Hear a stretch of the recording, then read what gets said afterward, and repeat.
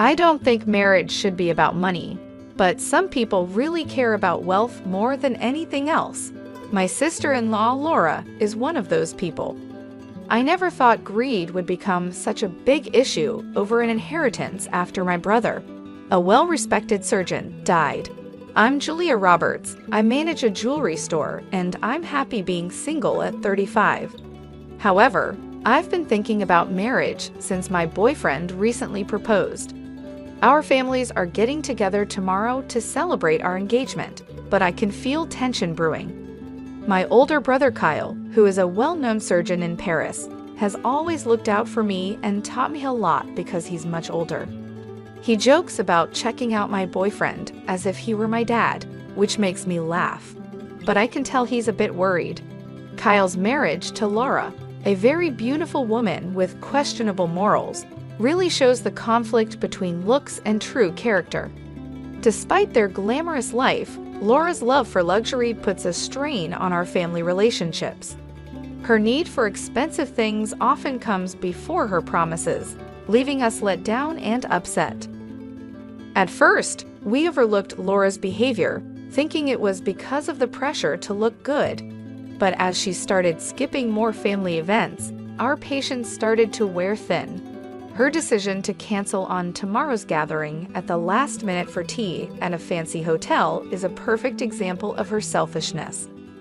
While we wouldn't mind her not being there, it's her lack of thought for others that really bothers me. I'm tired of always bending over backward to accommodate her every whim. I tried to talk to my brother about it, but his weakness for Laura stops any serious conversation. He just apologized for the inconvenience and tried to reassure me. He promised he would talk to her about her actions. I'll be there tomorrow, he assured me, convincing me to drop the issue for now. What bothers me the most isn't just Laura's selfishness, but also how she gets my busy brother to say sorry for her and do her tasks, even though she doesn't work and could handle them herself. Despite being at home full-time, Laura doesn't do housework. She hires cleaners and prefers to eat out. Her days are filled with shopping for brand-name items, leaving little time for real responsibilities. The next day, our family meeting went well, and my boyfriend won everyone over. It was a nice gathering, although it didn't last long. That evening, just as I was relaxing, Laura called out of the blue and started yelling. She demanded scones and macarons and scolded me for neglecting her. Confused, I tried to talk to her calmly, but she kept shouting. Despite my efforts to explain, Laura kept demanding, paying no attention to reason. She even demanded a souvenir from the hotel and had so many other unreasonable expectations that left me both puzzled and tired. What should have been a happy evening ended with me feeling exhausted and annoyed because of Laura's unreasonable demands and outbursts. I wondered how Kyle managed to find peace in his daily life with Laura's constant mood swings. What made him marry her in the first place? While her beauty was obvious, her self-centered nature was off-putting. I thought maybe she was spoiled because of her looks. I was worried for Kyle, but I knew I shouldn't interfere with his marriage. It was his choice, after all, and he had always respected my choices too. The next day at the jewelry store where I work, I saw Laura outside, walking arm in arm with a man around her age, probably in his late 30s. They were chatting comfortably as they came into the store. I paused before going over to them. Laura acted like nothing was wrong when she saw me, which made me even more uncomfortable. When I asked about the man with her, Laura said he was just an old friend from her modeling days. Still, seeing them together, especially since she's married, made me feel uneasy. As Laura looked at the jewelry, she boldly asked if she could get an employee discount, seemingly unaware that this was inappropriate. I calmly told her we don't offer such discounts. Honestly, I didn't like the idea of her friend buying things for her, and she seemed slightly annoyed when I told her the discount wasn't available. Laura picked out some items and left, leaving the man to pay the bill. This made me wonder about their relationship. That evening, I decided to talk to Kyle about what I saw, but when I called him, he seemed really down. "Kyle, what's wrong?" I asked, noticing he was upset. I had my suspicions about Laura, but I didn't mention them. When I tried to talk about my upcoming wedding, Kyle seemed distracted by his own thoughts. He talked about saving for our wedding next year and invited me over, but didn't say much about Laura. His uncertainty made me curious. Although I tried to discuss the wedding details, Kyle was non-committal and ended the call abruptly, asking me to meet at our parents' house without explaining why. Maybe he wasn't feeling well. Kyle, a dedicated surgeon, often puts other people's needs before his own health, and this tendency of his to ignore his own health worries me, despite his jokes about the risks of his job. I couldn't stop thinking that his non-stop work schedule was wearing him down. I doubted that Laura, with her self-centered attitude, could give him the support he needed. Kyle sent an email later outlining the plan for a gathering at our parents' house. When I got there, I was shocked to see how pale and worn out he looked, worse than ever before. I asked him how he was, but he just gave me vague answers about being busy with work. Finally, I gathered the courage to talk about Laura's recent actions. I told him about her visit to my store with a young man and wondered aloud if she was deceiving him again. Laura's past actions had always worried me, and I couldn't overlook them any longer. "I've been too busy with work to pay much attention to her," my brother confessed. Our parents were upset by her absence at the gathering, which gave me a chance to bring up my concerns. When I asked Kyle about Laura's absence, he said solemnly, "Laura isn't here today, which is why I asked you all to come. I have a favor to ask."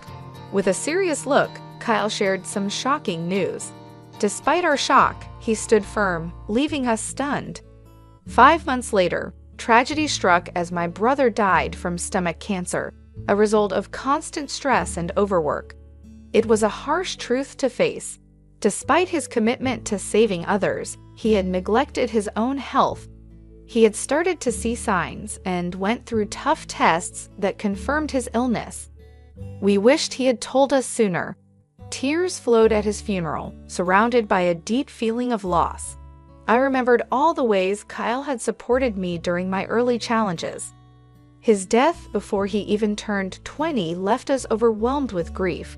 Yet during our mourning, Laura's actions were glaringly obvious. She wore a flashy necklace to the funeral, a gift from another man, showing no respect for the solemn occasion. Her insensitive behavior was unbearable.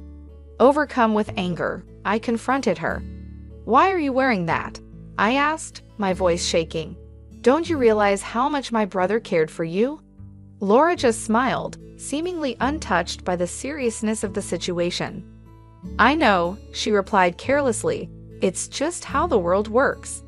If you're so unhappy, why did you marry me?" Her harsh words really hurt, and I had to hold back my anger in front of my brother, our parents, and the others.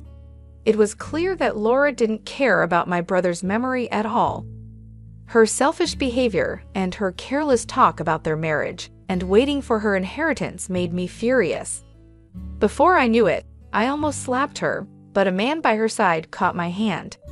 He then introduced himself as a nurse who had worked with Kyle and was here to look after me at Kyle's request.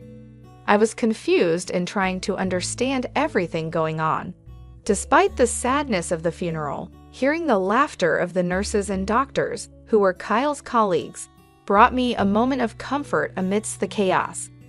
I turned to the nurse who had stopped me during the laughter for some clarity. His reply was straightforward. "Did the doctor leave any inheritance behind? Your family should know." His words hit home. I knew very well that my brother hadn't left any inheritance. But Laura, not knowing this, became hysterical. She started accusing us of plotting against her to take the money for ourselves. She was sure she would soon get a large sum of money.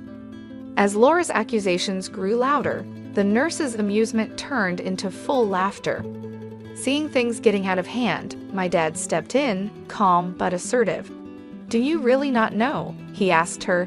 Eager for answers, Laura demanded to know what was going on. I obliged, sharing the details of my brother's financial arrangements during his lifetime.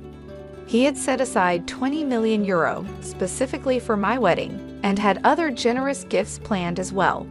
As this reality dawned on Laura, her expression changed dramatically from shock to pale disbelief. My brother, although highly respected for his medical expertise, was known for his lavish spending habits.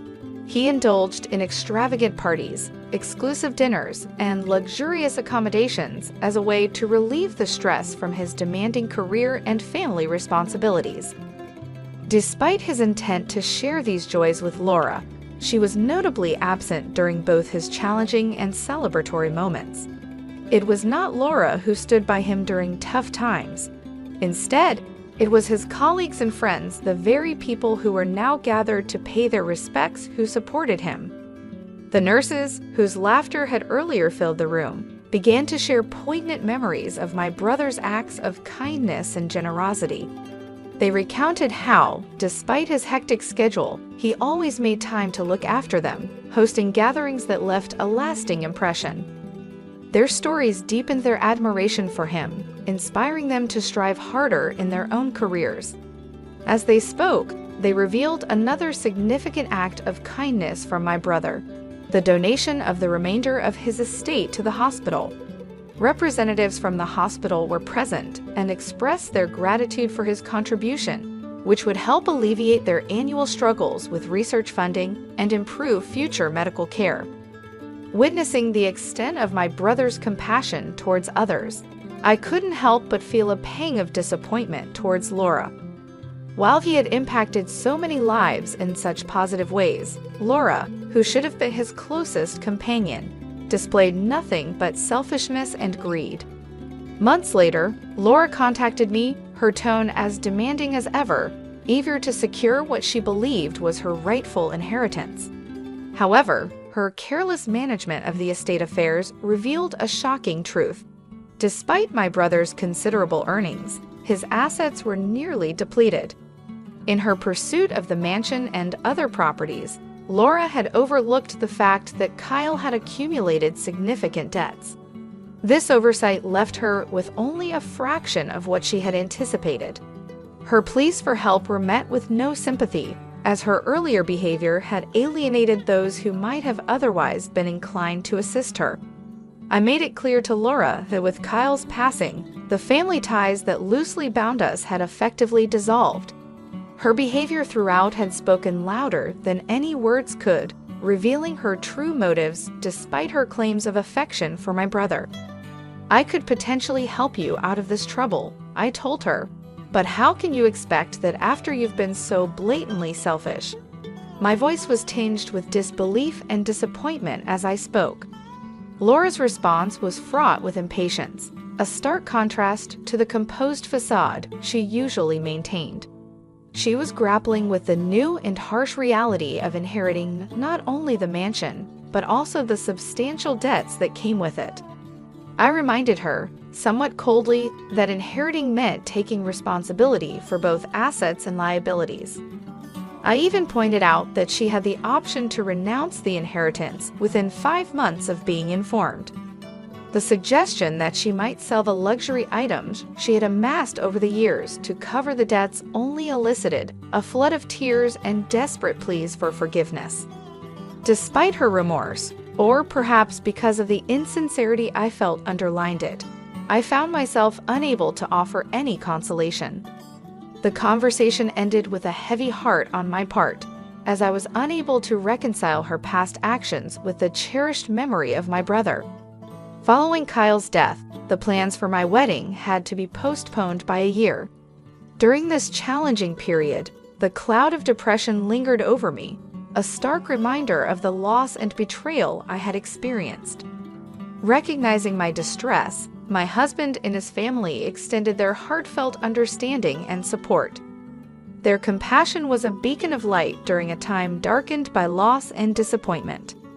Determined not to let the memory of my late brother down, I vowed to live a life of gratitude, channeling my energies into supporting and acknowledging those who had stood by me through thick and thin. When the wedding finally took place, it was not just a celebration of union, but also a tribute to Kyle's lasting impact on those around him. His popularity and the respect he commanded among his colleagues became poignantly evident as many of them visited his grave to pay their respects. They shared stories of his generosity and kindness, especially towards his coworkers, further cementing his legacy as a man who had genuinely cared for others beyond the confines of family and personal gain.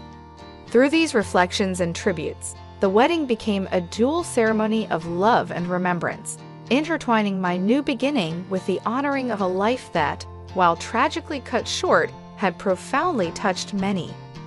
This convergence of joy and sorrow underscored the complexities of life and the enduring influence of genuine connections forged in both joyous and challenging times. I was always concerned that my brother's generosity might make him vulnerable to those looking to exploit his kind nature. However, the overwhelming support from friends and colleagues after his passing reassured me that his goodwill had been genuinely appreciated, not taken advantage of. Meanwhile, news about Laura's decline began to circulate within the jewelry industry and among our social circles. Known for her lavish lifestyle and a series of questionable relationships, she painted as stark contrast to my brother's legacy of generosity and integrity. Laura, who had once lived in luxury, was now forced to sell her opulent mansion due to her unsustainable spending habits and the mountain of debt she had accumulated over the years. Now, she found herself living in modest accommodations, a far cry from the grandeur she was accustomed to. Her financial downfall was a topic of quiet discussion and served as a cautionary tale about the perils of living beyond one's means. Reflecting on Laura's misfortunes, I couldn't help but feel vindicated in my long-held belief that marrying for money was a fundamentally flawed motivation. It was clear that Laura's priorities had led her to a lonely and challenging path, whereas my brother's focus on kindness and giving had earned him lasting respect and love from those around him. Motivated by these reflections, I vowed more fervently to honor my brother's memory by protecting his legacy. He had spent his life not only as a skilled surgeon, but as a pillar of support and generosity in our community. In his professional life, he was revered not just for his medical expertise, but for his willingness to go beyond the call of duty to assist his colleagues and patients alike. At home, he had always been my protector, guiding and supporting me through life's challenges. Determined to keep his spirit alive, I engaged more actively in community service and charity work, areas my brother was passionate about. I organized fundraisers and volunteered at the hospital where he had worked, helping to fund the programs he had started or supported. These efforts brought me a sense of closeness to him, a feeling that I was continuing his work in some way. Moreover, I took steps to ensure that the stories of his kindness and generosity were remembered and celebrated. I shared these stories at community gatherings and on social media, ensuring that his legacy would inspire others as much as it inspired me. The positive responses from people who had been touched by my brother's life encouraged me to keep sharing and celebrating his life. In doing so, I found a profound sense of purpose. While Laura's life seemed to spiral into chaos as a result of her choices, I found strength and fulfillment in upholding the values my brother had taught me. This contrast between our paths was a stark reminder of the different outcomes that result from our life choices. By choosing to embody my brother's principles of generosity and support, I not only honored his memory, but also enriched my own life, making it fuller and more meaningful. Through these actions, I not only kept my brother's memory alive, but also ensured that his legacy of kindness and selflessness continued to impact the community, proving that the values he lived by were his true lasting wealth.